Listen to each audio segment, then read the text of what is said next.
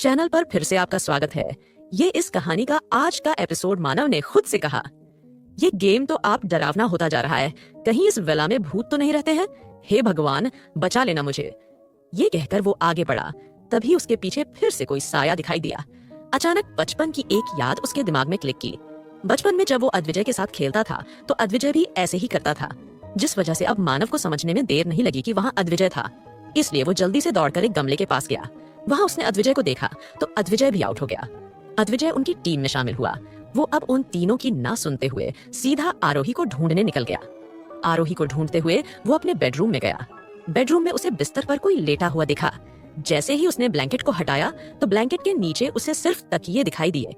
उसने बाथरूम में जाकर देखा तो वहाँ पर भी कोई नहीं था। आखिर में वो ड्रेसिंग रूम में गया, जहाँ उसे आरोही की साड़ियों के बीच धानी बैठी दिखी। धानी जो कि लिफ्ट लेकर बेडरूम में आकर काफी देर पहले चुप गई थी। उसको उसने एक ही पल में अपनी गोद में लिया और बोला, धानी, आपको ड्रेसिंग रूम में नहीं छुपना चाहिए था। क्या होता अगर डोर बंद हो जाता तो? ये सुनकर धानी बोली, डैडी, धानी स्ट्रांग है, वो डोर खोल सकती है, आपको पता नहीं है। ये कहकर वो आगे बढ़ी और उसने दरवाजे को पकड़कर खोलने की कोशिश की, लेकिन उसे डोर नहीं खुला। तो उसने दोबारा दरवाजे को पकड़कर अपनी पूरी जान लगा दी। ये देखकर अद्विजय बोला, समझ आया डैडी, आपको क्यों समझा रहे थे। ये कहकर उसने धानी को फिर से गोद में लिया और दरवाजे को खोलकर बाहर निकल गया। उसने धानी से पूछा, आपको क्या लगता है आपकी मम्मा कहाँ पर छुपा सकती है? ये सुनकर धानी बोली, I think mama guest room में होगी, जहाँ पर वो पहले सौम्या मासी रहती थी। ये सुनकर अद्विजय उस रूम की ओर बढ़ गया, लेकिन उस रूम में हर जगह देखने के बाद भी उसे आरोही या कोई और भी नहीं मिला। तभी उस रूम में प्रीता, गर्वित और मानव भी आ गए। सभी एक जगह इकट्ठा हो गए थे। अब उन्हें बस बाकी के बचे हुए 4 लोगों को ढूंढना था। अद्विजय ने पूछा, क्या तुम लोगों ने किचन में चेक किया? ये सुनकर प्रीता बोली, हाँ मैंने चेक किया था, लेकिन वहां ना मुझे कोई मिला और ना ही वहां की लाइट्स ऑन हुई। ये सुनकर अद्विजय बोला, क्यों? ये सुनकर प्रीता बोली, मैंने काफी बार ट्राई किया था, लेकिन सच में लाइट्स ही नहीं जली थी। लगता है तुम्हारे किचन की लाइट्स खराब हो गई है। ये सुनकर अद्विजय बोला, इम्पॉसिबल, ऐसा हो ही नहीं सकता, सर्वेंट्स इररिस्पॉन्सिबल नहीं हो सकते। कहकर वो किचन की ओर बढ़ गया। उसने दोबारा बल्ब जलाकर देखा तो बल्ब फिर भी नहीं जले। तभी प्रीता बोली, अद्विजय, आपको मेरी बात समझ नहीं आई थी शायद। ये सुनकर मानव बोला, प्रीता रहने दो, छोटा है ये मुझे, इसमें अभी मेरे बराबर समझदारी कहाँ है। ये सुनकर अद्विजय मुड़ा और उसने मानव को घूर कर देखा। उसने मानव को धक्का दिया, दफा हो जाओ। फिर वो किचन में खड़े होकर आगे बोला, वो वही है, यहाँ पर 2 लोग हैं, उनकी सांसों की आवाज को मैं सुन सकता हूँ। ये सुनकर किचन में दुबके हुए मिस्टी और कुमार डर गए। अचानक धानी किचन काउंटर के नीचे गई और उसने अपने हाथों को आगे बढ़ाकर किसी को छूने की कोशिश की तो उसने मिस्टी को पकड़ लिया। मिस्टी आउट होकर बाहर आई। उसे भी अब उनकी की टीम में शामिल होना था। वो सब जब बाहर जाने लगे तो मिस्टी बोली, रुकिए, यहाँ पर कुमार जी भी छुपे हुए हैं। ये सुनकर प्रीता ने पूछा, कहाँ पर है वो? ये सुनते ही मिस्टी दूसरे किचन काउंटर के पास गई और उसने कुमार की बाजू को पकड़कर उसे बाहर खींच लिया। कुमार बोला, दुश्मन मिले 1000 लेकिन फैन न मिले तुमसा। ये सुनते ही मिस्टी बोली, क्या करें, मजबूर थे हम। मजबूरी में तो इंसान कुछ भी कर सकता है। इस पर कुमार बोला, हाँ ठीक है, बहुत अच्छी तरफ देखा तुम्हारी मजबूरी। बेटा, एक दिन मेरा भी दिन आएगा। इस तरह उनकी टीम बढ़ती चली गई थी। उनको सिर्फ अब 2 ही लोगों को ढूंढना था। आधे लोग विला से बाहर चले गए, सिक्योरिटी गार्ड जो आसपास की एक्टिविटीज पर नजर रखते थे। अचानक वो उन सभी को देखकर चौकन्ना हो गए और उन्होंने अपनी बंदूकें निकालने लगे। उन्हें लगा कि शायद विला में कोई चोर घुसा है या फिर कोई हमलावर। लेकिन जब अद्विजय ने उन्हें बताया कि वो सब लुका छुपी खेल रहे हैं तो उन दोनों सिक्योरिटी गार्ड की नींद उड़ गई। वो कुछ बोल नहीं सके, मगर मन ही मन उन्हें यकीन ही नहीं हो रहा था कि उनके मालिक लुका छुपी खेल रहे थे। अद्विजय ने पूछा, क्या तुम लोगों ने यहाँ पर आरोही या फिर राज को आते हुए देखा? इस पर दोनों सिक्योरिटी गार्ड ने ना में गर्दन हिला दी। अचानक कुमार बोला, अब सिर्फ एक ही रूम रह गया है, राज का रूम। ये कहकर वो उस रूम की ओर बढ़ गया। रूम में कोई भी दिखाई नहीं दिया। मानव पीछे से आते हुए बोला, यार तेरे घर में इतने सारे रूम है, इतने सारे फ्लोर हैं, कितना बड़ा घर है, रहना बस तू अपनी बीवी के साथ चाहता है, हम गरीबों का भी भला कर दे। ये सुनकर अद्विजय बोला, तुम गरीब हो? वैसे काफी रिच गरीब हो तुम। ये सुनकर मानव बोला, यार तुमसे तो कम ही रिच हूं मैं, और वैसे भी यार मेरा परिवार घर में नहीं रहता, वहां मन नहीं लगता, रहने देना प्लीज, मेरा बचपन का दोस्त नहीं है। ये सुनकर अद्विजय बोला, भीख मांगने का तरीका थोड़ा कैजुअल है। ये कहते हुए वो आगे बढ़ा और उसने हर तरफ रूम में आरोही और राज को तलाश किया। आखिर में जब उन्हें वहां भी आरोही नहीं मिली तो अद्विजय काफी परेशान हो गया। प्रीता बोली, मुझे लगता है कि जरूर यहाँ पर कोई आया है।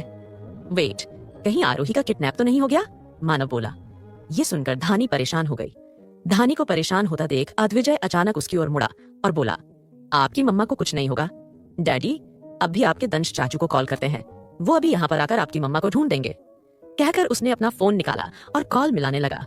अचानक उसने अपने फोन से आरोही को कॉल मिलने से पहले ही लॉक कर दिया।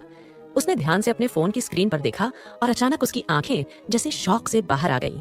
उसने अपने सर को घुमाकर रूफ की ओर देखा। अद्विजय के साथ बाकी सभी ने भी अपनी नजरें रूफ की ओर की। उन्हें यकीन ही नहीं आ रहा था कि उन्होंने छत की ओर क्या देखा। पंखे के ऊपर आरोही बैठी हुई थी। वो डर से ये सोचकर कांप भी रही थी कि कैसे वो नीचे उतरेगी, मगर न जाने कैसे उसके मन में भूत सवार था कि वो हार नहीं सकती।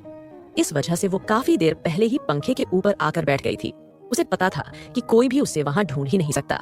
लेकिन जब अद्विजय कॉल करने के लिए अपना फोन बाहर निकलने लगा, तभी उस स्क्रीन पर ऊपर पंखे के ऊपर बैठी आरोही दिख गई थी। उसने ऑर्डरिंग टोन में कहा, नीचे उतरो। ये सुनते ही आरोही ने कहा, मुझे नीचे उतरने में डर लग रहा है। ये सुनकर सभी लोग हंसने लगे। प्रीता ने पूछा, यार तू वहां गई, क्या तू बंदर है क्या? ये सुनकर ढानी परेशान होकर बोली, मम्मा आप इतनी ऊपर ऊपर कैसे चढ़े? ये सुनकर राज बोला, मामी जी यकीन नहीं आ रहा कि मैं आपको ही वहां देख रहा हूँ।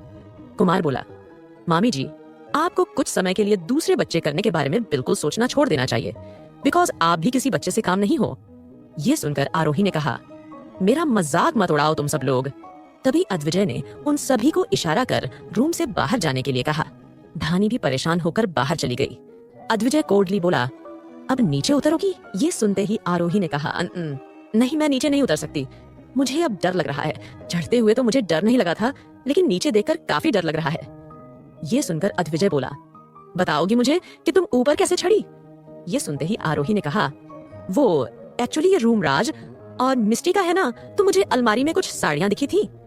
मैंने 2 शादियों को एक दूसरे से बांध लिया और उन्हें पंखे पर लटकाकर उन्हीं की मदद से पंखे पर आ गई और उन साड़ियों को मैंने फिर ऊपर खींच लिया था।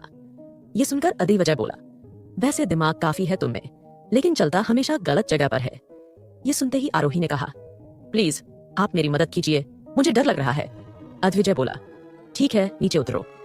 ये सुनते ही आरोही ने कहा, नीचे कूद पाती तो बहुत पहले ही नहीं उतर जाती। क्या बकवास आइडिया देते हैं आप, ढानी के पापा लगता है, आपका दिमाग रात को काम नहीं करता। ये सुनकर अद्विजय बोला, मैंने कहा नीचे कूदो, मैं यहाँ खड़ा हूँ, तुम्हें अपनी गोद में ले लूंगा। ये सुनते ही आरोही ने कहा, नहीं, अगर आपको लग गई तो? अद्विजय बोला, नहीं लगेगी, तुम अपनी आंखें बंद करके नीचे कूद जाओ। आरोही फिर भी ना में गर्दन हिलाने लगी। अद्विजय उसे इंसिस्ट करता रहा। लगभग 15 मिनट बाद जाकर आरोही को मोटिवेशन आया, क्योंकि उसके बार बार मना करने की वजह से झुंझलाए अद्विजय ने अपनी गन जो निकाल ली थी। अब वो अपनी आंखें बंद करके नीचे कूद गई। अद्विजय ने उसे अपनी गोद में पकड़ लिया। नीचे गिरने की वजह से आरोही के तेज नाखून अद्विजय के गाल पर लग गए। हल्का सा खून उसके गाल से निकलने लगा।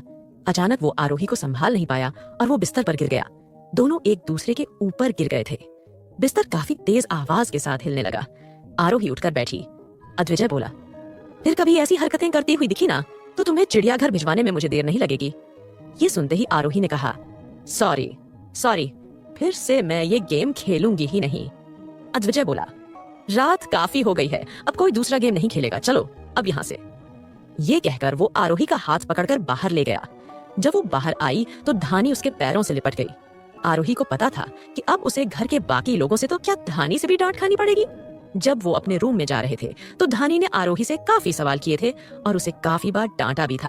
आरोही ने सोने से पहले खुद से वादा किया कि वो फिर से ऐसी हरकतें नहीं करेगी। जब वो सभी सोने जाने लगे तो अचानक कुमार बोला, अरे रुको। ये सुनकर सभी रुक गए। कुमार बोला, वो तो रह ही गया।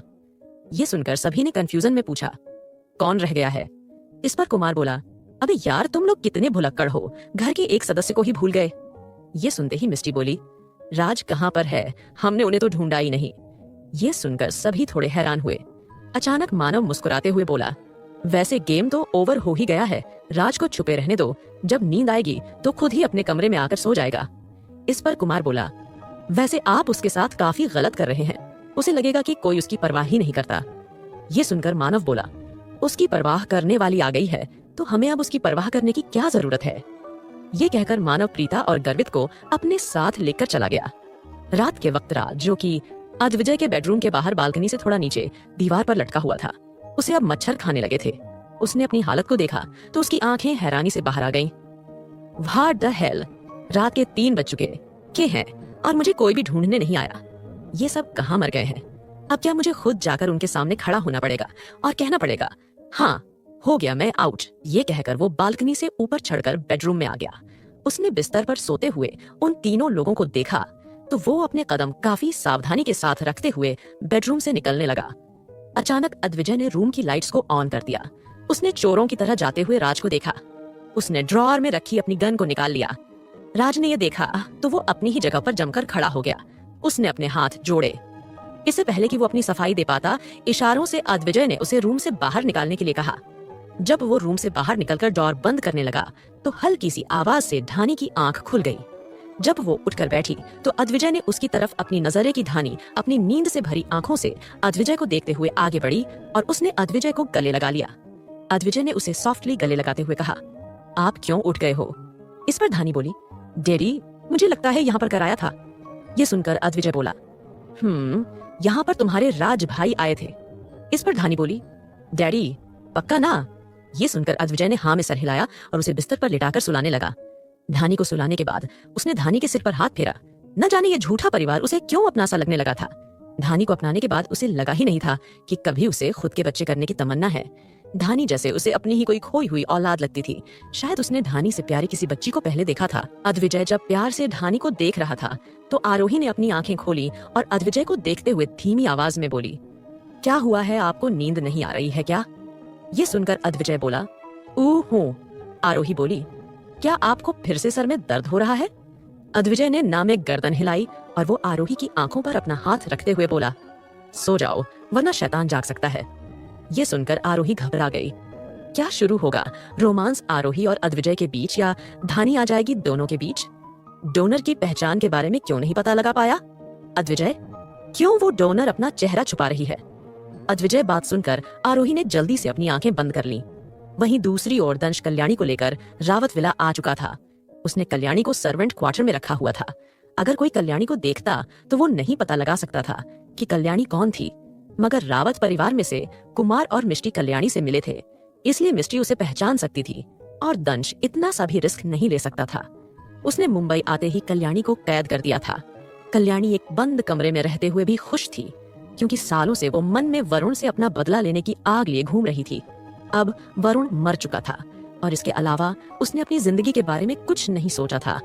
उसने सोचा था कि उसके साथ जो इतना बड़ा हादसा हुआ था, उसके बाद उसकी जिंदगी खत्म हो गई थी। लेकिन अब उसे एक नई उम्मीद लिए अपने लिए जीना था। उसने सोच लिया था कि वो अब एक एनजीओ में काम करेगी। जिन बच्चियों के साथ गलत हो रहा था वो उन्हें बचाएगी। मगर यहाँ तो दंश ने उसे लाकर कैद कर दिया था, वो भी सिर्फ एक गलतफहमी के चलते। वो उसे कैसे यकीन दिला सकती थी, उसे ये समझ नहीं आ रहा था। और कमरे में बंद रहते हुए वो इस बात का यकीन दिला भी नहीं सकती थी। इसलिए उसने कई बार सोचा कि वो यहाँ से भाग जाए, पर अभी तक ये पॉसिबल नहीं हो पाया था। जब वो रोशनदान के पास खड़ी चांद की नीली रोशनी को देख रही थी, तभी कमरे में दंश आया। उसके हाथ में एक प्लेट थी जिसमें दाल चावल और साथ में एक रोटी थी। उसने प्लेट को बिस्तर पर रखा। कमरे में अंधेरा था। उसने प्लेट को एक गोल तकिए के ऊपर रख दिया, जिस वजह से प्लेट में रखा पानी का गिलास फैल गया। कुछ आहट सुनकर कल्याणी ने लाइट्स को ऑन किया। जब उसने अपने बिस्तर पर बिखरे हुए पानी को देखा तो उसकी आंखों में गुस्सा भर गया। ये देखकर दंश बोला, मैंने जानबूझकर ये पानी नहीं बिखेरा है, ये तुम्हारी गलती है। तुमने लाइट्स को क्यों नहीं ऑन किया था? ये सुनते ही कल्याणी ने कहा, तुमसे किसने कहा था कि तुम खाने को प्लेट को इस तरह से रखो? ये कहते हुए वो बिस्तर की ओर बढ़ी। उसने जल्दी से प्लेट को उठाया और पानी को हाथ से साफ करने लगी, लेकिन बिस्तर तो पूरी तरह गीला हो चुका था। तो फिर वो फर्श को साफ करके फर्श पर बैठ गई। उसने चम्मच को प्लेट से नीचे रखकर हाथ से चावल और दाल खाने लगी। ये देखकर दंश बोला, ये तुम किस तरह से खा रही हो? क्या तुम्हें खाना खाने की भी तमीज नहीं है? ये सुनते ही कल्याणी ने कहा, तुम हमें तो कुछ बोलो ही मत। और ये क्या एक रोटी लेकर आए हो? क्या तुम्हें मैं कोई कुपोषित लड़की लगती हूँ जो कि एक रोटी ही खाकर जी लेगी? ये सुनकर दंश ने उसे ऊपर से लेकर नीचे तक देखा और बोला, तुम कुपोषित हो? कभी अपने शरीर को देखा है? हवाएं तो तुम्हें एक पल में उड़कर अपने साथ ले जाएं। ये सुनते ही कल्याणी ने कहा, हाँ, तो शरीर से थोड़ी ना पता चलता है कि इंसान की भूख कितनी हजाओ। मेरे लिए अभी 5 से 6 रोटी लेकर आओ। दंश बोला। ओ हेलो, तुम्हारे लिए अभी यहाँ कोई रोटी बनाने के लिए नहीं बैठा है। रावत विला में कुछ एक्स्ट्रा खाना रखा था जो कि वो सुबह कुत्तों को देने वाले थे। मैं वही खाना लेकर आया हूँ। ये सुनकर कल्याणी ताली बजाते हुए बोली, अमीरों के भी घर में खाने को राशन नहीं होता। दंश बोला, देखो, मेरे बॉस के बारे में कुछ कहने की जरूरत नहीं है। ना ही उन्हें पता है और ना ही घर में, और किसी को ये बात पता है कि तुम इस सर्वेंट क्वार्टर में बंद हो। ये सुनकर कल्याणी बोली, अपने मालिक की इतनी ज्यादा इज्जत करते हो तो और उनसे ही छुपाकर तुमने मुझे कैद किया हुआ है। हिम्मत है तो बताओ उन्हें। दंश बोला, देखो, मेरा काम है बॉस और उसके परिवार के लिए वो करना जो उनके लिए सही है, और तुम तो मुझे कोई सलाह मत दो। ये सुनते ही कल्याणी ने कहा, ठीक है, तो अब मेरे लिए कहीं से भी रोटी लेकर आओ। ये सुनकर दंश बोला, मैं नहीं लेकर आऊंगा और ना ही तुम्हारे लिए रोटियां यहाँ बन रही हैं। ये सुनते ही कल्याणी ने कहा, बन नहीं रही है तो तुम बना सकते हो। दंश बोला, ओ हेलो, मुझे कोई रोटी बनाने नहीं आती है। ये सुनते ही कल्याणी ने कहा, कैसे आदमी हो, घर का काम तक करना नहीं आता। बिना कामकाज किए कौन लड़की तुमसे शादी करेगी। ये सुनकर दंश बोला, तुम भूल रही हो, घर का काम करना लड़कियों के लिए इम्पोर्टेंट होता है, ना कि लड़कों के लिए। मेरा काम है कमाना, और वैसे भी मुझे कोई शादी वादी नहीं करनी है।